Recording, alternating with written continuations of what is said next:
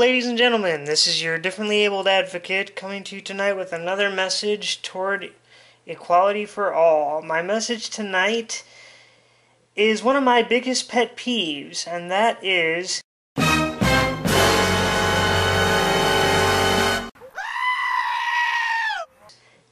people who are not in wheelchairs or do not have a disability that inhibits their movement using handicap stalls in bathrooms.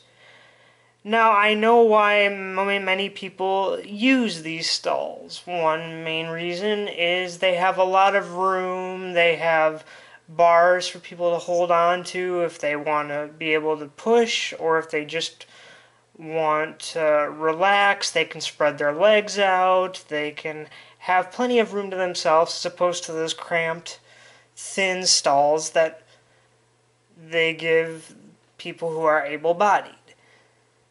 I think it was best said in this way. I believe the crippled stool is the Cadillac of the pooping stool. However, I want you to think about it. When you're using one of these stalls, essentially, the people who need them, like myself, cannot use them. And it's not like we have any other option.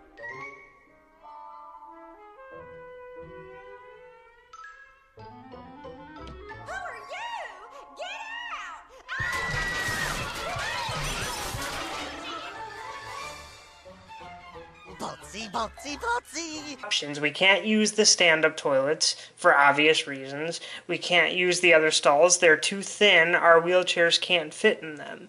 Now, I do realize that there are certain exceptions to the rule. There are some people that need the handicap stalls, especially people who are morbidly obese, people who are too fat to fit in the regular stalls, or just people that don't have good balance. They might be able to walk, but they might be falling over. They may need the bars to keep their balance.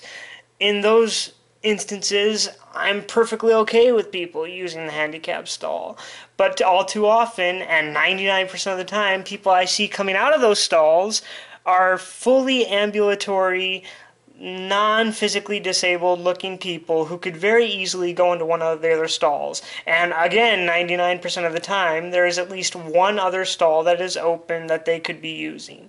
So the next time you feel the need or want to go into a handicap stall because it's more comfortable or just because you want to, think about this. Every time you go into a handicap stall, there might be a person like myself outside needing to go and maybe having an accident because they couldn't go.